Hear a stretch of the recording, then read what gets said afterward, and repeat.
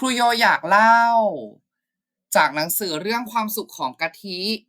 ประพันธ์โดยงามพันธ์เวชชาชีวะณบ้านกลางเมืองตอนที่25ตู้ไปรษณีย์ลุงตองพูดผิดจดหมายยังไม่ได้ติดสแตมป์ย่อมทิ้งลงตู้ไปรษณีย์ไม่ได้ถ้ากะทิต้องการส่งจดหมายของแม่ก็จะต้องไปที่ทำการไปรษณีย์ก่อนซึ่งอยู่ไม่ไกลจากที่พักเดินไปไม่ถึง5 นาทีดูเหมือนทุกคนรอการตัดสินใจของกะทิอย่างจดจ่อทีเดียวแม้จะไม่มีใครเอ่ยปากถามหรือเร่งรัดเมื่อกะทิเตรียมการพร้อมแล้วก็ออกมาจากห้องนอนและบอกนาดาว่าจะขอไปที่ไปรษณีย์ทั้งนาดานักกันและลุงตองลุกขึ้นยืนพรึบพร้อมเพรียงกันเหมือนตอนที่พี่ทองนั่งทับลงไปบนลังมดแดงที่โคนต้นมะม่วงไม่มีผิดถ้าอยู่ในสถานการณ์อื่นกะทิคงหัวเราะเพราะผู้ใหญ่ทั้ง3 คนทำท่าเรียวรอเหมือนตัดสินใจไม่ถูกว่าจะทำอะไรดีสุดท้ายลุงตองกระแอมและบอกว่าบังเอิญมีธุระต้องออกไปซื้อของอยู่พอดีเลยจะออกไปกับกะทิด้วยนักการพูดงึมงำทำนองว่าจะไปช่วยลุงตองถือของเพราะลุงตองแก่แล้วจะถือไม่ไหวถ้าไม่หน้าสิวหน้าขวานแบบนี้ลุงตองคงเม้งนักกันจนเพดานห้องสะเทือนแน่ๆเรื่องวัยวุฒิหรือความเป็นอาวุโสเป็นสิ่งสุดท้ายที่ใครจะมาพาดพิงถึงต่อหน้าลุงตองได้เป็นอันว่า4 ชีวิตชักขบวนเดินเรียงหนึ่งตามกันลงลิฟต์มาและเปลี่ยนเป็นเรียงหน้ากระดานเมื่อออกสู่ถนนในซอยกะทิหยุดกึกเมื่อถึงทางเข้าที่ทำการไปรษณีย์และหันไปบอกว่าหนูขอเข้าไปคนเดียวได้ไหมคะได้สิได้3 เสียงตอบพร้อมกันแม้จะด้วยเสียงสูงต่ำต่างกันไปกะทิ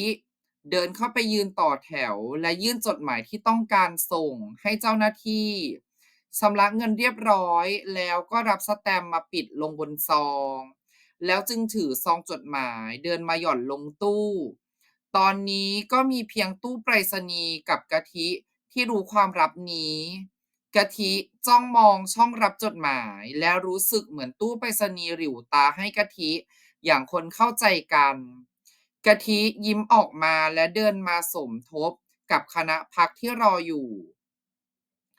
นับจากนาทีนั้นชีวิตที่บ้านกลางเมืองผ่านไปในบรรยากาศที่อบอวลไปด้วยการรอคอยเสียงโทรศัพท์ดังก็จะมีอาการสะดุ้งตามมาด้วยการเกี่ยงว่าใครจะไปเป็นคนรับมีการลงไปตรวจดูว่าบุรุษไปรษณีย์เอาจดหมายมาส่งหรือยังวันละ3-4เที่ยวกะทิอดขำไม่ได้เพราะเท่าที่เจ้าหน้าที่บอกไว้กว่าจดหมายจะเดินทางไปถึงเกาะอังกฤษ ก็ต้องใช้เวลา4 วันแล้วใครจะรู้ว่าคนรับจะกระตือรือร้นตอบกลับมาในทันทีหรือเปล่าที่สำคัญแม่สั่งไว้ว่าถ้าครบ7 วันแล้วไม่มีคำตอบก็ให้กลับไปที่บ้านริมคลองได้เลยกะทิไม่ปล่อยเวลาให้หมดไปกับการรอคอยแต่ชักชวนและขยันขยอให้นักการพากะทิไปเที่ยวท้องฟ้าจำลองไปพิพิธภัณฑ์วิทยาศาสตร์ และสุดท้ายไปเข้าค่ายดูดาวที่คณะวิทยาศาสตร์ของมหาวิทยาลัยที่จัดขึ้นในช่วงฤดูร้อนน่าเสียดายที่ท้องฟ้ากลางกรุงเต็มไปด้วยมลภาวะจนหมู่ดาวไม่อาจปรากฏให้เห็นได้อย่างที่ผู้จัดตั้งใจแต่กะทิก็สุขใจกับการเฝ้ามองท้องฟ้ากะทิรู้สึกดีและสัญญากับตัวเองว่าจะทำบ่อยๆจักรวาลนี้กว้างใหญ่นัก มนุษย์ตัวจ้อยจะมีอำนาจอะไรเพียงแหงนมองฟ้าก็ดูจะปลดศักดาและความมุ่งหวังเกินตัวให้หมดสิ้นไปได้ในบัดดลเหลือเพียงหัวใจดวงน้อยๆดวงเล็กๆในอกที่เต้นอย่างเจียมเนื้อเจียมตัวและใฝ่หาความสุขตามอัตภาพไม่ต้องการสิ่งใดที่เป็นไปไม่ได้ไม่ต้องการสิ่งใดที่อยู่ไกลตัวกะทิ ยังเล็กเกินกว่าจะนอนในเต็นท์กับพี่ๆทั้งคืนแต่นักกันก็ยอมตามใจให้ผ่านค่ำคืนนั้นร่วมกับคนอื่นๆและพากันกลับมาเมื่อย่ำรุ่งกะทิหลับมาในรถและรู้สึกตัวเมื่อถูกอุ้มพาขึ้นที่พักกะทิแกล้งหลับและนอนนิ่งบนเตียงขณะที่นัดดาสารวนห่มผ้าให้กะทิ